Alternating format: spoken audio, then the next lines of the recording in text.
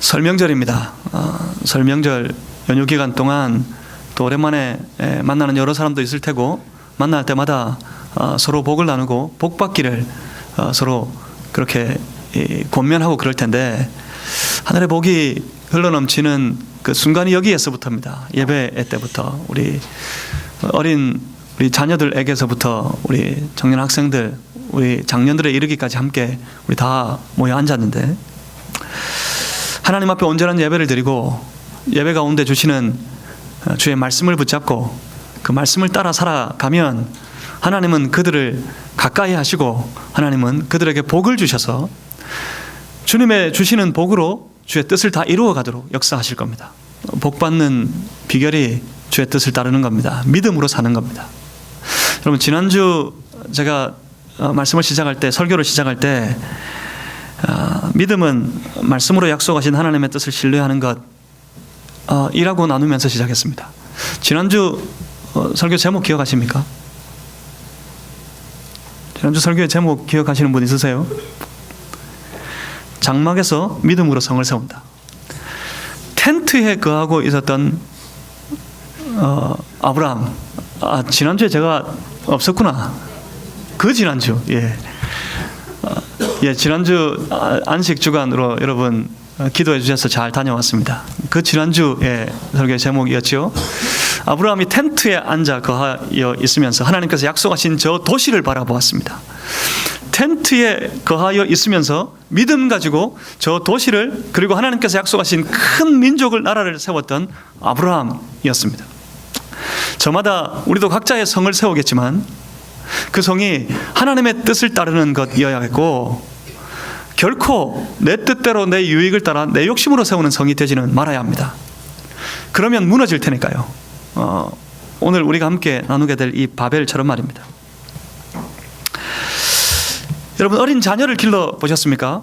이제 막 나서 기어다니는 어린 자녀들을 기를 때마다 제일 안타까운 것이 있었습니다. 그 안타까움을 여러분 기억하십니까? 그 안타까움은 말이 통하지 않는다는 거였어요. 이 아이가 지금 무엇을 원하는지를 잘 모르겠어요. 그래서 참 마음이 답답하고 안타까울 때가 많았습니다. 아플 때 아픈 것을, 배고플 때 배고픈 것을 내가 참 알면 좋을 텐데 싶을 때가 있었습니다. 그런데 희한하게 점점 통합니다. 그 아이들이 하는 엉아리 하나하나를 그 엄마는 알아들어요. 자기는 알아들으면서 모두가 다 알아듣는 줄 알고 내 아이는 천재라 그러죠. 그런데 그 엄마만 알아들어요. 심지어 애기들이 울 때 그 우는 울음의 소리조차 다 틀리답니다. 아마 우리 다 그런 기간을 지났습니다. 우는 울음의 소리를 듣고는 얘가 지금 배가 고파서 운다 그래요. 얘가 지금 기저귀를 갈아달라고 운다. 그 엄마는 다 알아들어요. 무엇 때문일까요? 그렇습니다. 이게 바로 관계입니다. 그 엄마와 그 자녀의 관계입니다. 하나님과 우리의 사이를 신앙의 삶이라고 우리는 그렇게 표현합니다. 신앙의 삶이 뭘까요? 신앙이 뭘까요? 그렇다면 그 신앙도 관계입니다. 하나님과 그 자녀된 우리의 관계예요. 하나님과의 관계가 바로 설 때 우리의 신앙이 바로 서는 겁니다. 신앙 안에서 말합니다. 신앙 안에서, 성경에서 말하는 죽음이 뭐라고요? 죽음이 바로 그겁니다. 이 관계가 끊어진 거예요. 이 관계가 깨어진 것, 이게 죽음입니다. 하나님과의 관계가 깨어졌을 때 우리는 사망 가운데 있는 겁니다. 신앙 안에서 우리 성경이 말하는 생명은 뭡니까? 그와 반대로 생명은 하나님과의 관계가 회복되는 겁니다. 그러니까 예수 믿으면 어떻게 됩니까? 예수 믿으면 하나님과의 관계가, 다르게 말해서 하나님과의 교제가 회복됩니다. 그렇기 때문에 그리스도인이라 그러면 하나님과의 교제가 살아있는 삶, 하나님과 교제하는 삶을 사는 사람들, 그들을 바로 그리스도인이라고 부를 수 있습니다. 하나님과의 교제가 없는데 그리스도인 되었다고요? 아니요, 그렇지 않습니다. 전혀 그렇지 않습니다. 하나님과의 교제가 있는 삶, 하나님과 교제하는 삶을 사는 것, 그것이 그리스도인의 삶이고 그 삶이 바로 신앙의 삶입니다. 그런데 생각해 봅니다. 이 하나님과의 교제라는 말, 이 말은 아주 영적인 수로입니다. 아주 영적인 표현이에요. 어떻게 하나님과 교제할 수 있습니까? 하나님 보이지 않는데. 하나님 만질 수도 없습니다. 하나님은 우리의 피부로 느껴지지도 않습니다. 그런데 어떻게 하나님과 교제합니까? 함께 산책할 수 없어요. 하나님과 함께 걸어 다닐 수가 없어요. 교제, 그러면 여러분, 한국 사람들은 뭐가 떠오를까요? 교제한다 하면 뭐가 떠오를 것 같으세요? 밥 먹는 게 떠올라요. 같이 밥 먹는다, 이걸 교제하는 것으로 생각합니다. 하나님과 함께 밥 먹을 수 없습니다. 물론 어떤 분들은 예전 어르신들은 보면 이렇게 밥상을 차려놓고 가장 가운데 밥을 아무도 못 앉게 하고 그곳에 밥을 한 그릇 딱 떠둬요. 하나님 여기 계시다. 그리고 우리 하나님과 함께 식사한다. 그러면서 가족들이 다 둘러 앉아서 함께 식사합니다. 그러기도 하는데 그분의 열심을 이해하지만 그렇게 하나님과 교제할 수는 없습니다. 그러면 어떻게 하나님과 교제합니까? 기도할 때요. 기도할 때 하나님과 교제한다 그럽니다. 기도하려고 눈을 감을 때요. 눈을 감고 있으면 막 하나님의 손길이 느껴집니다. 기도하려고 눈을 감고 있으면 하나님이 내게 임재하신 것 같아요. 기도하기 위해서 눈을 감고 주님을 기대하면 하나님의 손이 나를, 내 마음을, 내 머리를 만지시는 것 같아요. 좋습니다. 그렇습니다. 그렇게 하나님과 깊은 교제 안에 하나님을 느끼고 경험하는 그런 기도의 경험이 우리에게 너무나도 소중한 경험이고, 기도할 때마다 그 하나님의 임재를 느끼는 것 참 중요한 일입니다. 그렇지만 하나님과의 교제의 삶 속에서 매일 살아야 되는 우리의 삶이 신앙인데, 그러면 그 신앙의 삶을, 하나님과 교제하는 삶을 살기 위해서 하루 24시간 눈 감고 있어야 될까요? 간간히 할까요? 간간히? 성경 읽을 때 하나님 느껴지십니까? 느껴지셔야죠. 하나님 내게 주시는 말씀이 느껴져야죠. 그 뜻이 들려져야죠. 그러면 하루 종일 성경 읽고 있어야 합니까? 간간히 성경 읽을 때, 간간히 찬양한다고 눈을 감고 두 손 높이 들었을 때, 간간히 기도할 때, 늘 기도하지도 않고 간간히 하잖아요. 간간히 그러면 우리는 그렇게 하나님과 교제하면서 살아갑니까? 하나님과의 교제는 그렇게 하는 것이 아닙니다. 하나님과의 교제를 흔히들 그렇게 말합니다. 인격적인 관계 맺음이라고요. 하나님과 그 백성된 우리는 인격적으로 만나야 됩니다. 여러분, 인격적으로 우리 주님 만나셨습니까? 신앙은 하나님과 우리의 인격적인 관계 맺음이에요. 여러분, 하나님과 관계가 인격적으로 맺어지셨습니까? 인격적으로 만났다 하는 사람들 참 많아요. 근데 그 말의 대부분은 위장된 거고 거짓입니다. 인격적으로 어떻게 만났습니까? 인격적인 만남요. 인격과 인격이 만나면 어떻게 되는지 보시겠습니까? 우리 두 분 손집사님 앞에 앉아 계신데 부부가 인격적으로 만났어요. 서로 보십시오. 한번 쳐다보세요. 앞에 있어요. 옆에 있어요. 만질 수 있어요. 하나님을 이렇게 보고 만지고 느낍니까? 인격적인 만남의 실체는 그렇게 서로 어깨를 기대고 앉았기 때문에 느껴지는 것, 그것이 아닙니다. 인격적인 관계 맺음이 의미하는 바는 마음과 생각이 서로 나누어지는 관계입니다. 아내가 남편과 아내를 알고 관계 맺을 때는 서로의 마음을 나아가서 서로의 생각을 이해합니다. 그 관계가 깊어지면 어떻게 되죠? 눈만 봐도 안 돼요. 눈만 봐도. 그것이 관계입니다. 그래서 어린 아기의 옹알이 소리를 알아들을 수 있어요. 그것이 관계입니다. 관계가 깊어지면, 교제가 깊어지면 어떻게 될까요? 뜻을 이해합니다. 뜻을. 했는데 그것이 무엇을 뜻하는지 이해하고 압니다. 그렇습니다. 인격적인 관계는 서로 뜻이 통하는 사이 되는 겁니다.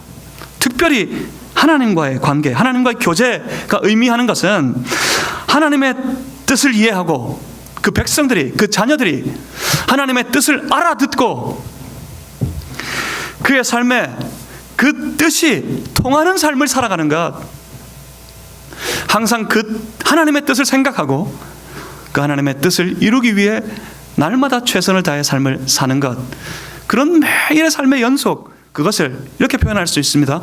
하나님과의 온전한 관계 속에 산다. 하나님과의 깊은 교제 안에 있다. 매일매일 순간 모든 일과 행동이 다 하나님의 뜻 안에서여야 합니다. 일방적으로 자기 생각대로 자기 뜻대로 행하고 살면서 이 모든 것들이 하나님과 관계에 있다 말하면 그것은 거짓말입니다. 교제의 깨어짐, 하나님과의 관계, 하나님과의 교제가 깨어지는 것은 그렇게 나타납니다. 뜻이 통하지 않는, 하나님의 말씀이 통하지 않는 삶으로 하루하루를 사는 것, 그렇게 나타납니다. 우리의 신앙의 삶에 있어서 극히 조심해야 될 게 이겁니다. 그 전형적인 모습이 바로 인류 초기 역사 가운데 우리가 흔히 말하는 바벨탑 사건을 통해서 우리가 만날 수 있습니다. 바벨탑의 역사, 바벨탑의 사건, 이 본문 특별히 창세기 11장 1절에서 9절 사이 말씀을 몇 해 전에 함께 이 본문으로 나눈 적이 있습니다. 그때 그 말씀을 다 기억하셨으면 좋겠습니다. 이 사건이 우리의 신앙 안에, 신앙으로 하나님과 깊은 교제 가운데 주의 뜻을 따라 살아가는 그런 삶을 살아가는데 너무나도 중요한 사건이고 너무나도 중요한 말씀이기 때문에 이 말씀을 다시 한번 돌아보겠는데, 특별히 오늘은 이 말씀을 하나님과의 관계의 측면에서 살펴보려고 합니다. 바벨탑 사건을 이해하기 위해서는 반드시 읽어야 될 본문이 있습니다. 오늘 함께 읽었던 창세기 1장 28절과 9장 1절 말씀입니다. 이 말씀을 먼저 읽고 이 말씀을 이해하지 않으면 바벨탑 사건을 결코 제대로 이해 못합니다. 창세기 1장 28절 말씀은 하나님께서 사람을 창조하시고 난 이후에 그 사람들에게 주신 최초의 말씀입니다. 최초의 뜻입니다. 하나님께서 사람에게 원하신 하나님의 뜻, 그 뜻은 이것이었습니다. 창세기 1장 28절에 하나님이 그들에게 복을 주시며 하나님이 그들에게 이르시되 생육하고 번성하여 땅에 충만하라. 하지만 인류는 죄악에 빠집니다. 심지어 그들의 계획하고 도모하는 모든 일들이 항상 악할 뿐이었습니다. 하나님이 사람 지었음을 후회하셨습니다. 그래서 심판이 임합니다. 인류 최초의 심판. 인류 최초의 심판이 무엇이었는지 기억하십니까? 홍수 사건이었어요. 홍수 심판. 노아의 홍수, 이 홍수의 심판이 있고 난 이후에, 홍수 사건이 다 끝나고 난 다음에 남은 자들, 그 노아의 가족들에게 다시 하나님께서 하나님의 뜻을 나타내셨습니다. 그것이 바로 창세기 9장 1절 말씀입니다. 9장 1절에 이렇게 말씀하십니다. 하나님이 노아와 그 아들들에게 복을 주시며 그들에게 이르시되 생육하고 번성하여 땅에 충만하라.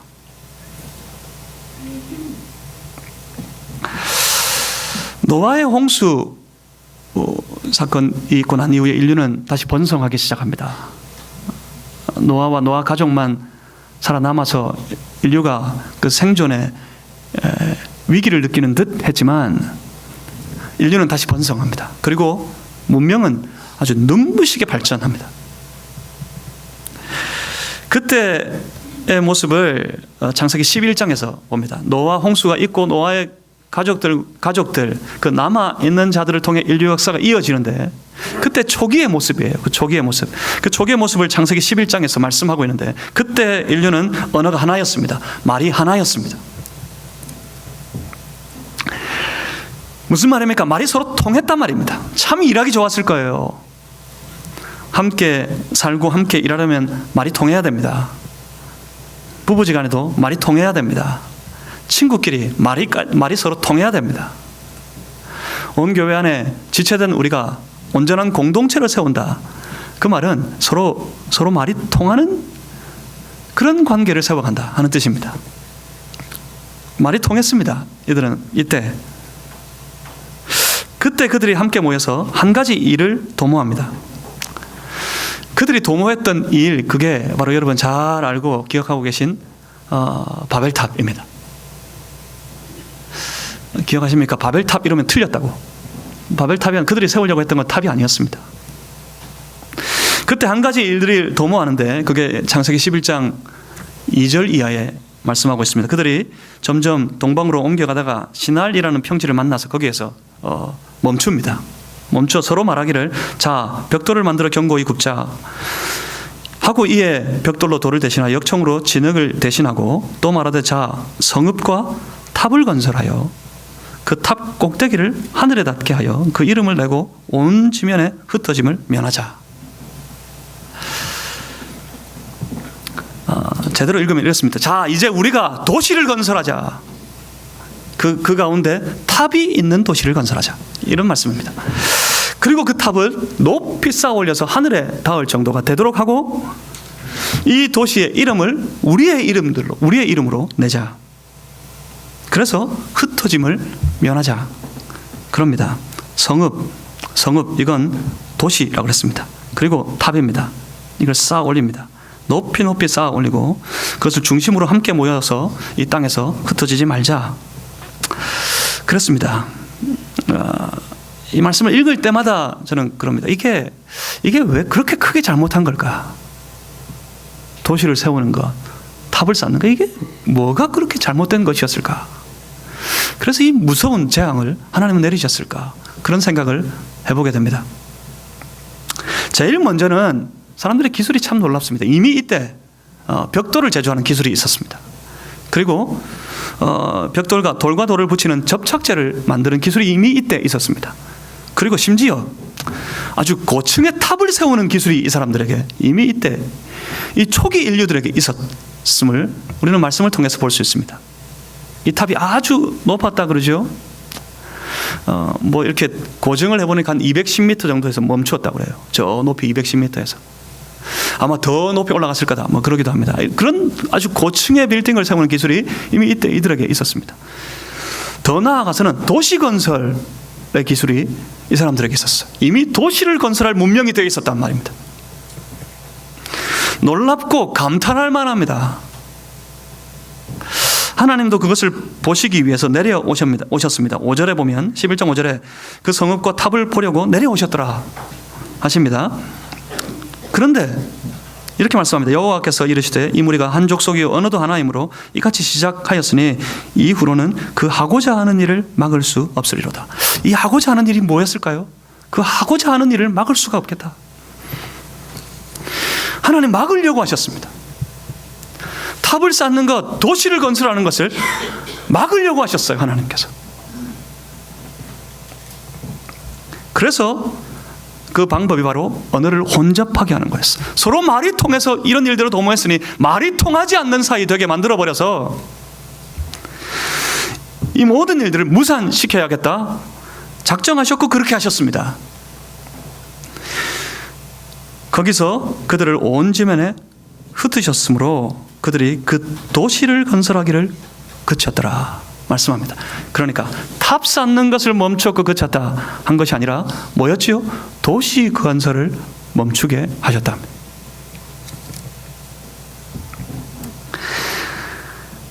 왜 뭐가 문제였을까요? 도시를 건설하는 것이 잘못이었겠습니까? 탑을 좀 높이 쌓아 올리면 안 되는 것이었을까요? 너무 높이 하늘에 닿을 만큼 이어서 잘못된 겁니까?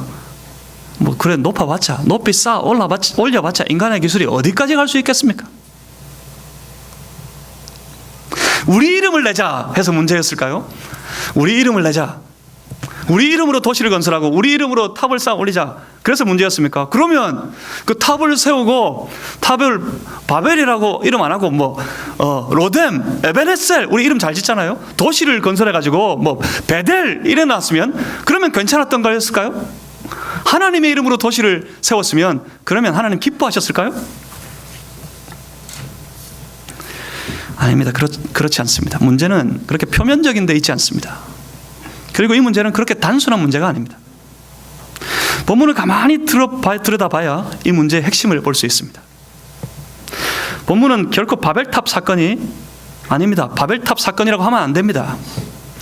굳이 바벨로 이름 붙여 이 본문을 이해하려면 바벨탑이 아니라 바벨성, 바벨도시 사건이라고 그래야 돼요. 도시를, 바벨 탑이 있는 도시를 영어로 읽으면 그렇습니다. A city with a tower입니다. 도시를 세우는데 탑이 있는 도시를 우리가 만들자 하는 것이었기 때문에 바벨 도시를 세우는 사건이라 말해야 정확합니다. 그런데 그 도시를 건설하는 목적이 있었어요. 목적이. 그 탑이 문제가 아니었고 그 도시가 문제가 아니었습니다. 문제는 그 목적이었어요. 문제는 이게 문제입니다. 하나님께서 이것을 무산시키려고 하셨던 거예요. 그것이 뭡니까? 그 목적이 무엇이었을까요? 4절 저 끝을 보십시오. 그들의 목적은 흩어짐을 면하자였어요. 단순히 높은 탑을 쌓은 것이 결코 문제가 아니었단 말입니다. 그러면 유달리 세계의 어떤 나라보다 유달리 고층 빌딩이 많은 우리나라는 다 무너졌어야 됩니다. 다시는 인류가 높은 탑을 쌓지 못하도록 하나님께서 계속 그들을 벌하셨어야 될 거예요. 근데 얼마나 매년 기록이 갱신됩니다. 고층 빌딩의 기록이 늘 갱신되면서 아시아에서 제일 높은 빌딩, 세계에서 제일 높은 빌딩, 나라마다 도시마다 경쟁하듯이 쌓아 올리고 있습니다. 이게 죄일까요? 그렇지 않습니다. 문제는 결코 그 탑에 있는 것이 아니라 그들이 하고자 하는 일, 하나님께서 그 하고자 하는 일을 막으려고 하셨고 그들이 하고자 하는 바 그애들에게 목적이 있었는데 그것이 바로 흩어짐을 면하자는 것입니다. 이게 뭡니까? 이게 바로 하나님의 뜻과 반대되는 겁니다. 하나님의 뜻과 사람의 뜻의 충돌입니다. 하나님의 뜻이 무엇이었을까요? 하나님은 사람을 창조하시고 난 이후에 그들에게 말씀하셨습니다. 그들에게 분명한 하나님의 뜻을 나타내 보이셨습니다. 그것이 뭡니까? 창세기 1장에서 우리가 읽었던 바대로 땅에 충만하라 였습니다. 홍수 사건, 홍수 심판이 있고 난 이후에 다시 인간들에게 복을 주시면서 다시 한 번 더 하나님께서 말씀하셨습니다. 하나님의 뜻을 알리셨습니다. 그게 뭡니까? 땅에 충만하라. 그 뜻을, 그 말씀을 모든 인류는 다 알았습니다. 모든 사람들은 다 들었습니다. 알고 있었습니다. 하나님의 뜻을 모르지 않습니다. 하나님의 뜻을 알지 못하는 것이 아닙니다. 아무리 신앙이 어려도, 아무리 나이가 어려도, 아무리 우리 지식이 점점 희미해져 가도 우리는 하나님의 뜻을 압니다. 말씀을 통해서 그 말씀을 들을 때마다 읽을 때마다 하나님은 하나님의 뜻을 우리에게 나타내십니다. 온 인류들은 하나님의 뜻을 확실히 알고 있었습니다. 하지만 그들이 지금 하려고 하는 일을 보십시오. 그들은 이렇게 의도합니다. 흩어짐을 면하자. 왜 도시를 건설할까요? 그 도시 안에 머물러 오손도손 우리끼리 살고 싶어서. 왜 높은 탑을 세웠을까요? 나갔다가도 그 탑 보고 돌아와야 되니까. 그래서 될 수 있으면 더 높이 쌓아 올리려고 했습니다. 그래서 그 도시를 건설해서 그 안에 우리가 모여서 함께 뭉쳐 살자. 그러니까 무엇을 의미합니까? 이때 사람들이 하나님의 말씀을 알고 하나님의 뜻을 알면서도 하나님의 말씀을, 하나님의 뜻을 아랑곳하지 않았다는 말입니다. 이런 질문을 할 수 있습니다. 왜 좀 모여 살면 안 됩니까? 안 흩어지고 함께 모여 살면 서로에게 더 의지가 되고 더 힘이 되고 더 잘 살 수 있지 않았을까요? 여기서 생각해 봅니다. 하나님의 의도가 뭐였을까? 하나님께서 말씀하셨습니다. 땅에 충만하라. 그렇게 말씀하신 하나님의 의도가 무엇이었을까요? 진정한 하나님의 뜻이 무엇이었을 것 같습니까? 하나님께서는 하나님께 친히 창조하신 모든 창조의 세계를 그 사람들에게 맡기기를 원하셨습니다. 그 사람들이 온 세상에, 온 땅 위에, 온 창조의 세계에 흩어져서 그 땅을 정복하고 그 땅을 다스리며 그 땅 가운데 도시를 세우고 그들의 문명을 그들이 받은 하나님의 능력으로 온전히 더 세워가기를 하나님께서 원하셨습니다. 창세기 1장 26절에 그렇게 말씀하셨어요. 하나님이 이르시되 우리의 형상을 따라 우리의 모양대로 우리가 사람을 만들고 그들로 바다의 물고기와 하늘의 새와 가축과 온 땅과 땅에 기는 모든 것들을 다스리게 하자 하시고 그리고 창조하셨고 그렇게 그들에게 말씀하셨습니다. 땅에 충만하라, 정복하라, 다스리라. 홍수 사건이 있고 난 이후에 남은 자들에게 하나님께서 똑같이 말씀하셨습니다. 창세기 9장 1절 이하에 하나님이 노아와 그 아들들에게 복을 주시며 그들에게 이르시되 생육하고 번성하여 땅에 충만하라. 땅의 모든 짐승과 공중의 모든 새와 땅에 기는 모든 것과 바다의 모든 물고기가 너희를 두려워하며 너희를 무서워하리니 이것들은 너희 손에 붙였습니다. 결국 그러니까 단순히 땅에 그냥 흩어버리시려고 했던 것이 아니었다는 말입니다. 흩어져서 정복하고 그 땅을 다스리며 사는 것이 하나님의 의도였습니다. 하지만 사람들의 생각에는 흩어지면 안 될 것 같았어요. 흩어지는 것보다는 한 곳에 모여 있는 것이 더 유리하게 보였습니다. 여기서 문제입니다. 여기서 더 유리하게 보여요. 더 이익이 될 만한, 더 유익이 될 만한 생각이 들고 그 유익이 내게 더 유익이 되고 더 유리할 만한 것을 내가 뜻으로 품습니다. 그래서 의도하기 시작합니다. 더 유리한 일, 내 생각에 더 유익한 것, 그것을 이루고 살면 좋겠다 하고 뜻을 세웁니다. 하나님의 뜻이, 하나님의 말씀이 분명히 무엇인지 알겠지만 그것은 내게 더 유익하지 않아요. 내게 더 유리하지 않아요. 그래서 부딪힙니다. 하나님의 뜻과 내 생각이, 내 뜻이 부딪힙니다.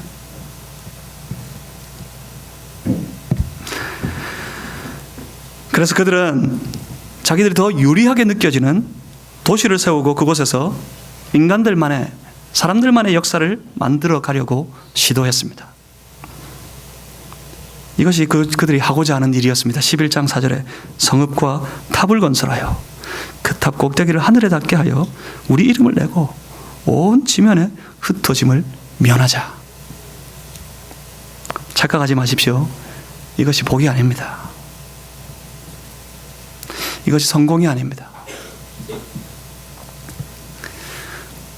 우리가 더 유리하게 느껴지는 우리의 생각과 뜻대로 우리들만의 도시를 건설하고 성을 세우고 탑을 높이 쌓아 올려서 그 뜻대로 그 도시가 더 크게 넓게 이루어져 갈 것을 볼 때, 아, 성공했다. 저 사람 출세했다. 그럴 만하죠. 하지만 그것은 곧 무너지고 맙니다. 하나님의 뜻과 관계없이 자기들만의 성을 세우고 자기들만의 탑을 쌓으면 결국 그 성은, 그 탑은 무너지고 맙니다. 자기 생각을, 자기 뜻을 이루려고 하지만 그 생각대로, 그 뜻대로 되면 좋을 텐데 그 일이 되지 않으니, 안 되면 그럽니다. 하나님이 도와주시지 않았다요. 도시를 세우도록, 탑을 높이 쌓아 올리도록 하나님 도와주셨으면 좋았을 텐데 하나님이 도와주시지 않았대요. 그래서 어떻게 합니까? 오히려 그때 하나님을 원망합니다. 뭐가 진정한 복이었을까요? 오히려 더 뭐가 큰 성공이었을까요? 하나님의 뜻대로, 하나님의 의도하심을 따라 온 지면에 흩어져서 그곳에 흩어진 그 자리마다 그들이 그 땅을 정복하고 그들을 다스리며 살아갈 때 곳곳에 도시가 세워지고 더 높은 빌딩이 올라가고, 하나님은 온 지면 가운데 하나님께서 창조하신 사람들, 그들을 통해 그 하나님의 나라를 건설하기를 원하셨는데 그렇게 되는 것이 결국은 더 큰 성공이고 결국은 더 큰 복이 될 것입니다. 그런데 우리는 보지 못합니다. 그 하나님의 의도를, 하나님의 계획을 미리 보지 못합니다. 하나님의 궁극적인 뜻이 무엇인지 몰라요. 보지 못하니까 어떻습니까? 보이지 않으니까 두렵습니다. 두려워서 불안합니다. 불안하면 어떻게 되는지 아십니까? 불안하면 뭐 하는지 아세요? 불안하면 불평합니다. 우리의 신앙의 불평이 하나님 보이지 않기 때문에, 하나님의 뜻이 보이지 않기 때문에 내가 유리한 대로, 내 뜻대로, 내 생각대로 살아가려고 하는데 내 뜻도, 내 유리한 길, 그 길도 제대로 이루어지지 않기 때문에 그래서 두렵고 불안해 불평하는 겁니다. 그래서 아랑곳하지 않습니다. 하나님 말씀, 하나님의 그 뜻이 통하지 않습니다. 이것이 교만이고 결국 그 교만 때문에 넘어지게 되는 겁니다. 교만이 뭔지 아십니까? 교만은 말씀이 통하지 않는 거예요. 교만은 주의 뜻이 통하지 않는 거예요. 자기 생각대로만, 자기 뜻대로만 사는 거예요. 이것이 교만입니다. 이 교만은 넘어짐의 앞잡이고 결국 이 교만으로 말미암아 넘어지고 실패하게 되는 겁니다. 그 사람만 넘어집니다. 그 사람만 실패합니다. 그 자신만 낭패를 당하게 됩니다. 한번 보시겠습니까? 9절입니다. 그러므로 그 이름을 바벨이라 하니 이는 여호와께서 거기서 온 땅의 언어를 혼잡하게 하셨습니다. 여호와께서 거기서 그들을 온 지면에 흩으셨더라. 놀랍습니다. 무엇을 말씀하는 걸까요? 무엇을 보여주는 걸까요? 창세기 11장 9절 이 말씀이 무엇을 보여주는 걸까요? 결국은 하나님의 계획대로 됩니다. 결국은 하나님의 뜻대로 됩니다. 누가 낭패를 받습니까? 자기들이 유리한 그 길을 쫓으려고 자기들의 뜻으로, 자기들의 이름으로 자기들이 뭉쳐 모여 살 도시를 건설하려고 했던 이들만 낭패를 받습니다. 인간의 어떤 시도에도 불구하고 하나님의 계획은 섭니다. 사람의 어떤 노력에도 불구하고 하나님의 말씀은 말씀대로 이루어집니다. 하나님은 하나님의 뜻을 반드시 이루시는 분입니다. 결국 그들은 한 곳에 모여 흩어지지 않으려고 했지만 하나님께서는 친히 당신의 그 힘과 권세로서 당신의 뜻을 이루셨습니다. 온 땅에 흩으셨습니다. 그러니 돌아봅니다. 차라리 처음부터 뭐가 우리에게 더 유리한 걸까요? 뭐가 우리의 삶에 더 유익한 걸까요? 어떻게 복을 받을 수 있을까요? 처음부터 하나님의 뜻을 이해하고 하나님의 뜻대로 우리의 삶을 나아가고 사는 것이 우리에게 더 유리합니다. 하나님의 뜻을 이해하고 하나님의 뜻 가운데 항상 살아가는 삶, 이것이 뭐라고요? 하나님과의 교제입니다. 이것이 하나님과의 관계입니다. 그러니까 하나님과의 관계, 하나님과의 교제 가운데 살아가는 것이 우리의 인생의 가장 큰 유익이라는 사실을 여러분 반드시 이 설을 앞에 두고 새해를 살면서 반드시 붙잡고 하나님과 교제의 삶을 사는 성도들 다 되시기를 주님의 이름으로 축복합니다. 하나님과 교제하세요. 딴 거 없어요. 딴 거 없어요. 하나님과 교제는 다른 것이 아닙니다. 하나님과 교제하기 위해서 말씀 묵상이 중요하고, 하나님과 교제하기 위해서 기도가 중요하고, 하나님과 교제하기 위해서 찬양하는 겁니다. 하나님과 교제하면서 주를 높이는 것이 예배입니다. 하나님과의 교제, 그 인격적인 관계 맺음은 주님의 뜻을, 하나님의 뜻을 내가 이해하고 그 뜻 가운데 살아가는 삶이에요. 아무리 내게 더 유리해 보이는 것이 있다 할지라도 내가 더 유리하게 보이는 것, 그 길을 쫓기보다 하나님의 뜻을 쫓아가는 것, 이것이 하나님과의 온전한 교제 속에 살아가는 성도의 신앙의 삶입니다. 하나님과의 교제가 살아있는 이 한 해가 되시기를 주님의 이름으로 축복합니다. 어떻게 할까요? 주의 뜻을 이해하셔야 돼요. 주님의 뜻대로 살아가는 신앙의 삶을 살아가서 더 큰 은혜, 더 큰 성, 도시, 더 높은 빌딩, 그 큰 도시를 우리의 삶에서 우리를 통해 하나님께서 이루시는 역사들을 우리가 다 경험해야 합니다. 그것이 복입니다. 복. 하나님과의 교제가 우리가 가진 복입니다. 하나님의 뜻에 아랑곳하지 않는 바벨의 도시를 세우는 인생이 되지 않기를 바랍니다. 바벨의 도시, 바벨의 성을 쌓지 말아야겠습니다. 오히려 하나님의 뜻을 받들고 그 뜻대로 사는, 그런 진정으로 하나님과 교제하고 인격적인 관계 맺음, 인격적인 하나님과의 관계 안에서 늘 신앙 가운데 살고 신앙 가운데 승리하는 그런 사람들 다 되시기를 주님의 이름으로 축복합니다. 기도하겠습니다.